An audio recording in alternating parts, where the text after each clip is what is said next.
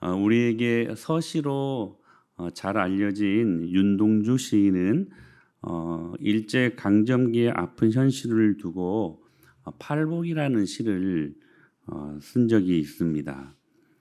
그 시의 내용이 이렇습니다. 슬퍼하는 자는 복이 있나니, 슬퍼하는 자는 복이 있나니, 슬퍼하는 자는 복이 있나니, 슬퍼하는 자는 복이 있나니. 몇 번 했어요? 4번. 슬퍼하는 자는 복이 있나니, 슬퍼하는 자는 복이 있나니, 슬퍼하는 자는 복이 있나니, 슬퍼하는 자는 복이 있나니. 그 다음이 역설입니다. 저희가 영원히 슬플 것이요. 이런 시를 적은 적이 있습니다. 우리의 생각 같아서는 저희가 영원히 위로받을 것이며 이렇게 말씀을 적는 게 좋을 것 같은데 역설이죠. 영원히 슬플 것이. 왜냐하면 이 시인은 알았습니다. 슬퍼할 때 하나님의 위로가 있다는 것을. 그래서 영원히 슬퍼하면 영원한 위로가 있다는 것도 알았기에 역설적인 표현으로 저희가 영원히 슬플 것이요 라고 그렇게 시를 쓴 적이 있습니다.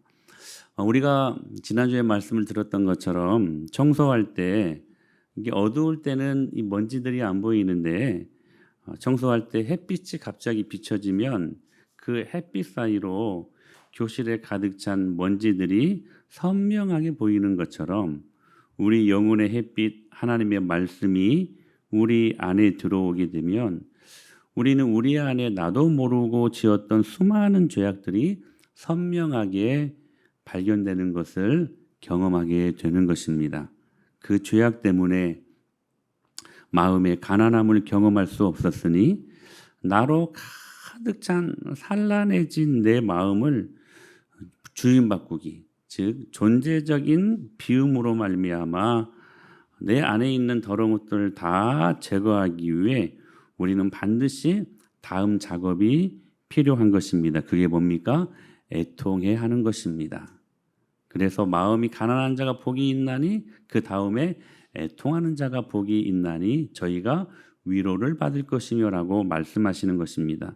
이 애통은 단순히 하나님 sorry, 하나님 미안해요 정도가 아니라 단장이라고 말씀을 드렸습니다.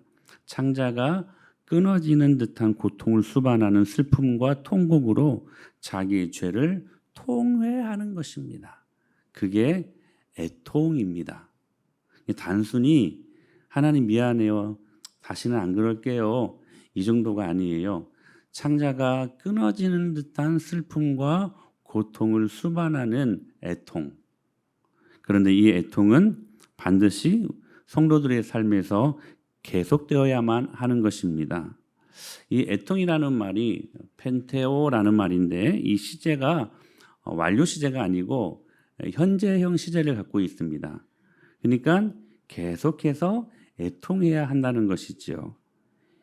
그러니까 성도의 삶 속에서 현재에도 내일도 늘 매일 이 애통의 모습들이 계속되어야 함을 말씀하고 있는 것입니다. 즉 성도의 삶이란 자신의 죄인됨을 매일 알아가고 매일 깨닫고 매일 애통해하며 회개하는 데 있다는 것을 말씀하고 계십니다. 즉 이것은 우리가 죽을 때까지 거룩해지는 작업들이 성화라는 단어로 우리 가운데 이어져야 되는데 그 성화를 위해 반드시 필요한 도구가 바로 애통이라고 하는 것입니다. 그렇게 애통하는 자들이 받는 복이 있다고 말씀하십니다. 어떤 복입니까? 위로의 복입니다. 오늘 본문에도 이렇게 말씀하시죠. 같이 읽어요. 시작. 애통하는 자는 복이 있나니 그들이 위로를 받을 것이며. 그런데 이 애통은 나함입니다. 히브리어로 나함이라는 거예요. 내가 애통할 때 하나님이 어떤 방식으로 나를 위로하는가? 주님이 내가 애통할 때 그 애통의 자리로 내려오셔서 나와 함께 애통해 주신다는 거예요. 그게 주님이 주시는 위로의 축복이라고 하는 것입니다. 참 큰 은혜 아닙니까? 내가 막 울 때 다른 사람이 기쁘게 웃고 있으면 그것처럼 꼴보기 싫은 것이 없습니다. 그렇지 않습니까? 그것처럼 미운 게 없습니다. 근데 내가 슬퍼할 때 함께 슬퍼해 줄 수 있는 한 분, 그분이 하나님이시다라고 말씀하십니다. 여기 위로에 해당하는 히브리어가 나함인데 히브리어로 위로하다라는 말과 애통하다라는 말이 같은 말입니다. 그러니까 애통 이꼴 위로라는 말, 위로 이꼴 애통이라는 말이에요. 그러니까 애통과 위로를 나함이라는 히브리어로 같이 사용한다는 사실입니다. 그러니까 어찌 보면 상반된 뜻처럼 보이지만 묘하게 일맥상통하는 것이 보여집니다. 그래서 성경 여러 곳에서 뭐라고 말씀하시냐면 너희들이 우는 자들과 함께 울어라라고 말씀하십니다. 그 말씀은 우는 자들과 함께 울면서 위로하라는 말씀인 것이죠. 즉 눈물은 회복의 시작이라고 할 수 있는 것입니다. 하나님께서는 하나님을 떠난 죄악 가운데 빠져 있었던 이스라엘 백성들을 향하여 이렇게 통회하는 마음을 갖고 계셨습니다. 시작. 너는 이 말로 그들에게 이르라. 내 눈이 밤낮으로 그치지 아니하고 눈물을 흘리리니 이는 처녀딸 내 백성이 큰 파멸 중한 상처로 말미암아 망함이라. 내가 내 눈이 밤낮으로 그치지 아니하고 눈물을 흘리니 눈물을 인생들을 향하여 밤낮으로 그치지 아니하시고 흘리시는 하나님. 왜냐하면 처녀딸 순결한 딸 내 백성이 큰 파멸 중한 상처로 말미암아 망했기 때문이다. 망했기 때문에 우셨는데 하나님이 눈물을 흘리셨는데 이 말씀은 또 다른 회복의 메시지라는 거예요. 사랑하는 여러분, 우리가 실패하고 우리가 망한 것 같은 삶을 여러분 살았지만 그러나 그 주님이 나를 위하여 애통해 하실 때에 동시에 주님의 회복이 시작된다는 사실입니다. 이 주님이 우리에게 주시는 이 눈물의 축복은 그래서 대단한 거예요. 신약 성경의 예수님은 그렇게 많이 통곡해 하셨습니다. 누가복음 19장 41절에 이렇게 말씀하셨어요. 시작. 가까이 오사 성을 보시고 우시며. 지금 이스라엘 예루살렘 성전에 파괴할 것들을 바라보면서 우리 예수님이 통곡하셨거든요. 그런데 하나님이 우셨다는 것은 반드시 거기에 위로, 즉 회복의 약속이 동시에 포함되어 있다는 것입니다. 그러니까 그 하나님 아버지의 마음으로 내가 지었던 죄악들에 대해서 울 수 있다면 그 눈물로 말미암아 하나님의 위로, 하나님의 회복의 약속이 동시에 시작되고 있다는 사실이에요. 그러니까 내 자신이 하나님의 마음으로 눈물을 흘릴 수 있다면 그게 우리들 영혼 가운데 얼마나 큰 축복인지 여러분들이 아셔야 된다는 사실입니다. 예수님은 나사로의 무덤 앞에서도 우셨습니다. 요한복음 11장 35절에 이렇게 말씀하셨지요. 예수께서 눈물을 흘리시더라. 죄를 보시고 그 죄의 결과를 보시고 비통해서 예수님이 우셨던 거예요. 그 죄로 말미암아 죄에 매여 아픔 가운데 힘든 인생을 살 수밖에 없는 당신의 택한 자녀들의 삶을 보고 그 죄의 최종적인 결론을 말할 수 있는 그 무덤을 보시고 예수님이 통곡하셨어요. 그런데 그렇게 예수님이 우셨더니 죽은 나사로가 살아 나왔습니다. 사랑하는 여러분, 예수님으로 말미암는 깊은 눈물을 저는 여러분들이 갖게 되기를 축복합니다. 그러면 회복돼요. 이 말씀은 굉장히 실질적인 말이에요. 만약 여러분의 물질적인 문제로 고통하고 있다면 그 물질의 문제가 회복된다는 거예요. 관계의 문제 때문에 고통받고 있다면 내가 하나님 아버지의 마음으로 눈물을 흘릴 수 있다면 그 눈물 때문에 그 모든 관계들의 회복이 일어난다는 거예요. 예수님은 이미 우리를 위해, 우리 죄를 위해 애통해 하실 것을 구약에 예언한 적이 있습니다. 이렇게 예언했어요. 시작. 그는 실로 우리의 질고를 지고 우리의 슬픔을 당하였거늘 우리는 생각하기를 그는 징벌을 받아 하나님께 맞으며 고난을 당한다 하였노라라고 말씀하십니다. 사랑하는 여러분, 주님의 매맞은, 주님의 찢긴 십자가의 은혜 때문에 그 주님의 엘리 엘리 라마 사박다니 통곡하시면서 우셨던 십자가에서의 눈물 때문에 저와 여러분들이 하나님의 은혜로 다시 회복되어 이 은혜를 누리며 살아가게 됨을 믿으시길 바랍니다. 그러므로 주님은 오늘도 통곡해 하시는 분이십니다. 이렇게요. 시작.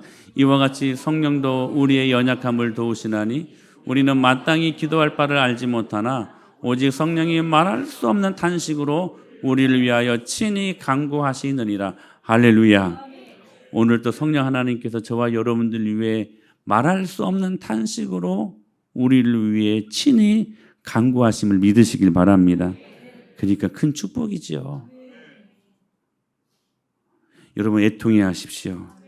그러면 나함, 회복과 위로의 약속이 반드시 있음을 믿습니다. 또 한 가지, 이 위로라는 말이 이제는 헬라어로 파라칼레오라는 말로 쓰입니다. 파라칼레오. 이 단어는 두 개의 단어가 합성하여 이루어진 단어인데 파라, 뭐뭐 곁으로라는 말이고요. 칼레오는 부르다라는 말입니다. 우리가 애통해 할 때 하나님이 당신 곁으로 우리를 부르신다는 사실이에요. 자기 곁으로 우리를 부르신다. 성경은 성령 하나님을 보혜사라고 말씀하시죠. 이 보혜사가 헬라어로 파라클레토스라고 합니다. 근데 이 파라클레토스와 파라칼레오가 어근이 같아요. 여러분, 내 죄 때문에 아파하고 눈물을 흘리고 애통하는 사람에게 우리 하나님께서 자기 곁으로 우리를 부르셔서 흘린 눈물을 닦아주시고 죄악으로 상처난 곳을 싸매어 주시고 죄악으로 찢겨진 우리들의 몸의 상처를 어루어 만져주시는 복을 주님은 약속하셨음을 여러분 믿으시길 바랍니다. 또한 이 단어에 다른 의미가 있는데 파라칼레오라는 말은 더 나아가 법정에서 우리를 도우시는 자라는 의미도 갖고 있습니다. 왜냐하면 성령 하나님이 파라클레토스, 우리 곁으로 클레토스, 부르셔서 우리를 도우시다라는 그 의미가 있기 때문에 그렇습니다. 파라칼레오, 우리가 애통해야 할 때 주님은 우리를 부르셔서 우리를 도우시는 자로 여러분께 하나님의 놀라운 능력으로 임하심을 믿으시길 바랍니다.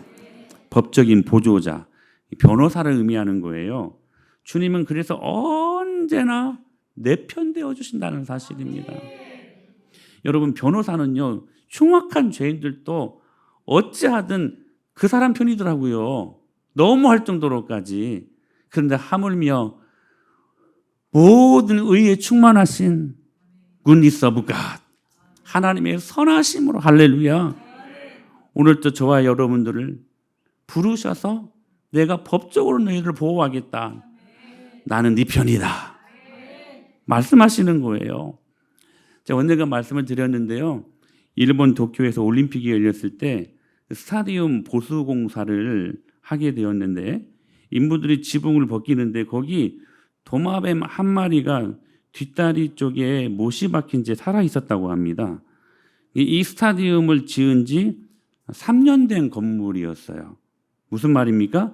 3년 동안 못이 박힌 채 이 도마뱀이 여기에 있었던 것입니다. 놀라운 것은 죽지 않고 3년 동안 살아 있었습니다.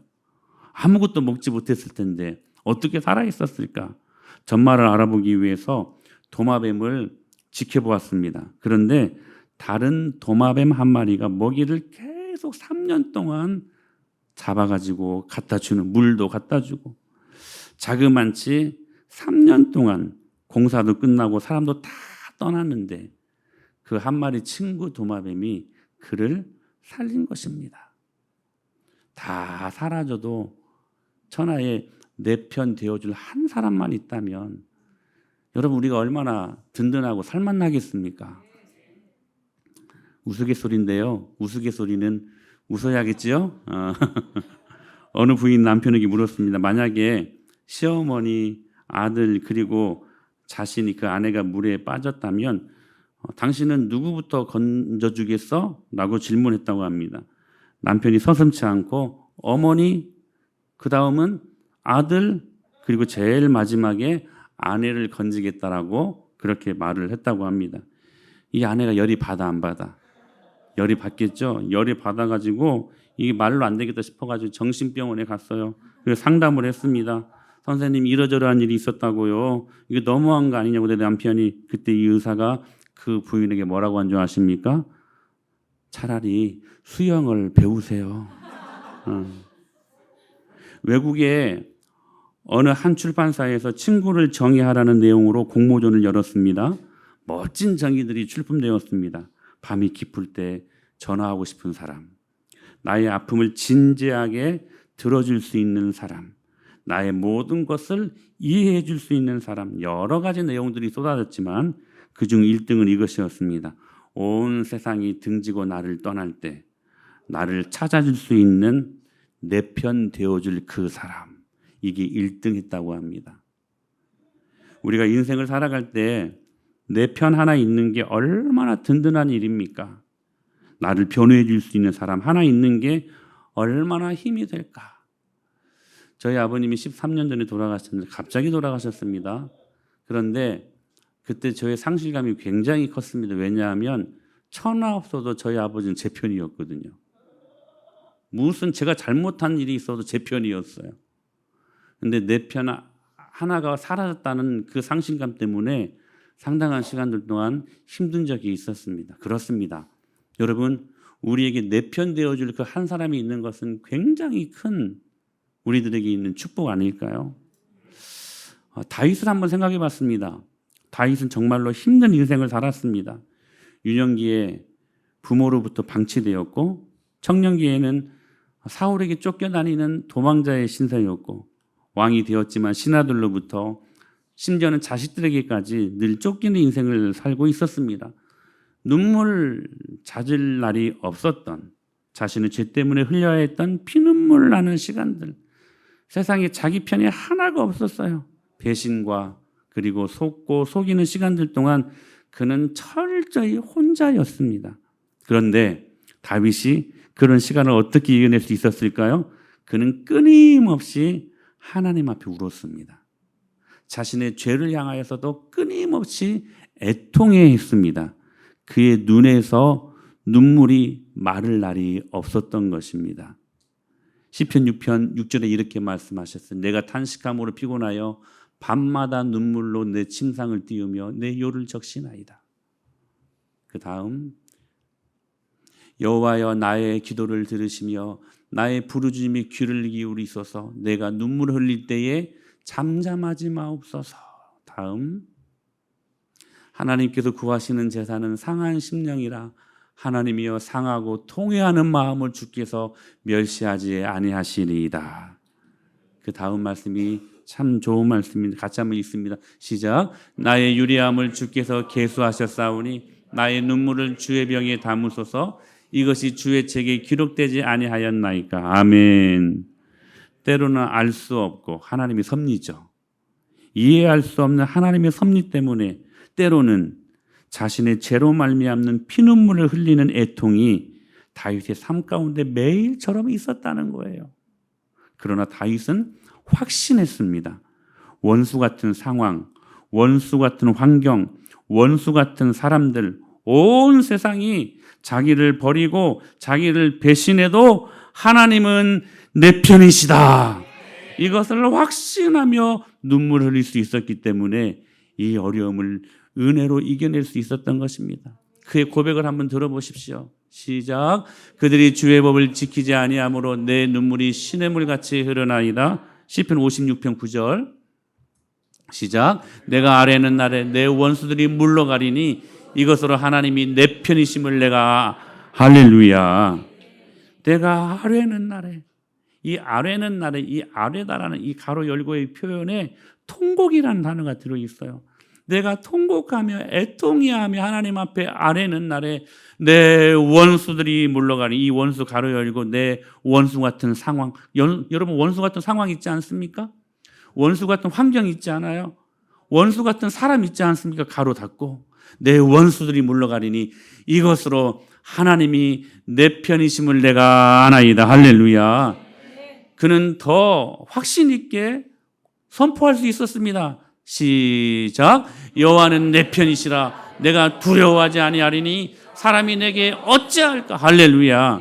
사랑하는 여러분, 온 세상 날 다 버려도, 믿을 사람 다 떠나도 영원히 떠나지 아니하시는 한 분, 하나님은 내 편이십니다. 하나님은 여러분 편이십니다. 파라칼레오, 애통해하는 자들에게 부어주시는 축복이라는 거예요. 고아가 우는 울음소리와 부모가 있는 아이의 울음소리가 다르답니다. 거기에 무슨 구별이 있는가 싶어도 고아가 우는 울음과 부모가 있는 아이의 울음소리는 다르다는 거예요. 내가 울 때 달려올 부모가 있는 아이의 울음소리는 확신이 있습니다. 자신감이 있습니다. 왜냐하면 내 편이 있다는 걸 아는 것이거든요.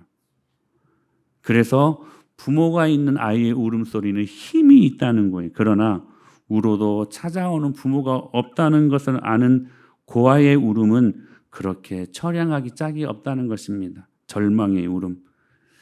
주님이 이렇게 확신에 찬 어쩌로 못 박아 주십니다. 시작. 내가 너희를 고아와 같이 버리두지 아니하고 너희에게로 오리라. 할렐루야. 파라칼레오. 내 편 되어 주시는 하나님의 그 깊은 끊어지지 않는 사랑, 애통해하는 자들에게 주시는 특별한 선물이 있으니, 사랑하는 여러분, 우리 이번 한 주간은 이 찬양이 여러분의 고백 속에서 계속 되뇌었으면 좋겠습니다. 슬픈 마음 있는 사람, 예수 이름 믿으면 영원토록 변함없는, 영원토록 변함없는 기쁨. 다시 한번, 슬픈 마음 있는 사람, 슬픈 마음 있는 사람, 예수 이름 믿으면 영원토록 변함없는, 영원토록 변함없는 기쁨 마음 얻으리. 예수의 이름은 세상의 소망이요, 예수의 이름은 천국의 기쁨이 세. 할렐루야.